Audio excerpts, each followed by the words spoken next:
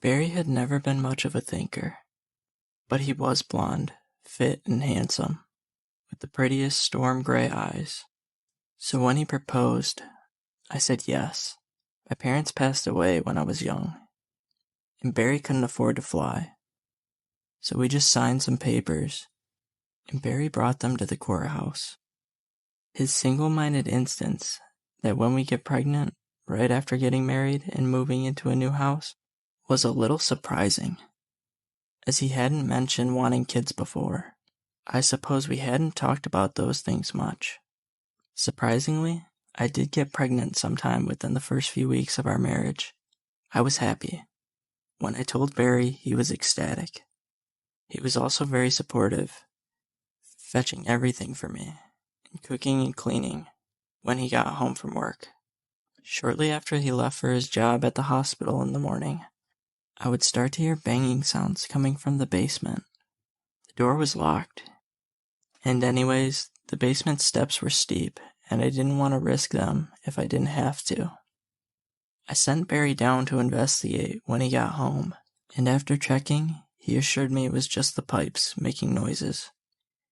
He told me the water heater was doing its programmed flushing, and then he went down and flushed it to show me it made the same noises, which it did.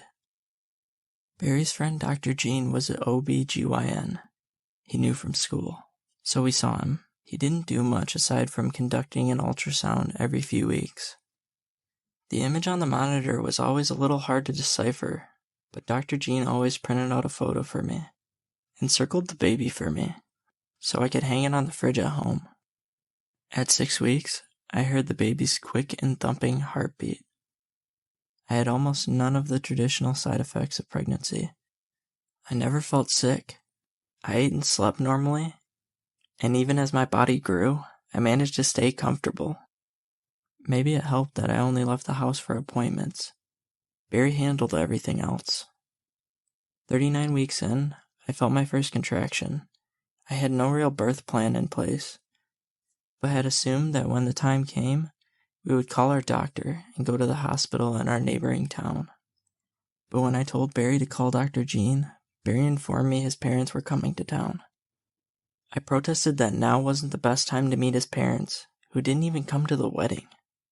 Barry just said they were already on their way. Barry's parents arrived just a few minutes later. They were all smiles, gushing over the size of my belly and the glow of my skin, which irked me. Barry bounced around with nervous energy as he got drinks for everyone, but seemed to relax once we all got seated. I was about to impatiently ask when we should get the doctor on the phone, when I started to get sleepy. Barry saw me nodding off and smiled at me. "Let's get started," said Barry's dad. "Wait, what?" I couldn't speak, couldn't move. Barry picked me up with surprising ease and carried me to the front door. His parents followed close behind. He carried me around the side of the house, and I noticed the grass had been worn away, and a path from the front door around the corner to the cellar door in the back. I knew then that Barry had walked that path every morning when he told me he was going to work, and every evening right before he walked in the front door. Barry carried me down into the cellar, and I saw what all the banging noises had been. A chair, not unlike the chair at the OB-GYN, was in the middle of the room, and all around the chair were interconnected, zigzag copper pipes led to about a dozen metal canisters, each the size of a beer keg.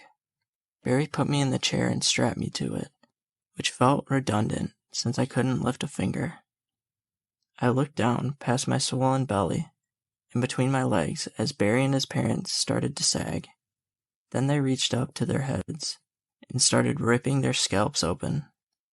They stepped out of their skin as it slid onto the floor, revealing large bodies, unlike anything I'd ever seen before. Gray appendages stuck out of seemingly random places all over their large gray and pink bodies, swaying in the air like tree branches. One of them, I could no longer tell which one was which, flipped a switch on one of the metal canisters, and all around me, machinery chugged to life. Green gas sprayed into my face from one of the tubes. and the rest emitted gases of various colors and temperatures to between my legs and the stirrups. And I smelled the salt and brine of the ocean. I felt an intense squeeze in my belly, but the pressure didn't release like my other contractions. I looked down to see a gray appendage reaching out from between my legs. It was soon joined by another one, and then another, and another, flailing into the air, wrapping around my legs, coiling with each other. I willed myself to wake up, or if I was awake, to pass out. No such luck. I watched as the appendage scrambled for purchase on the chair and then pulled. The creature inside me pressing itself through my body and tearing my flesh as it went. I felt, more than heard. The back of my body gave out as my tailbone cracked. A hideous scream pierced the air. It came from between my legs. A large, gray form, too large, slumped out of me and onto the floor. It stood up and towered over me. The baby I was going to name Jacob. The 4 figures stood there. I wanted to banish them from the room, from the universe, but I still had no control of my body. I felt another burning pain arise between my legs and looked down in horror to see another gray appendage reach out of me. Watched another being emerge. Watched it join the others. I finally lost consciousness then.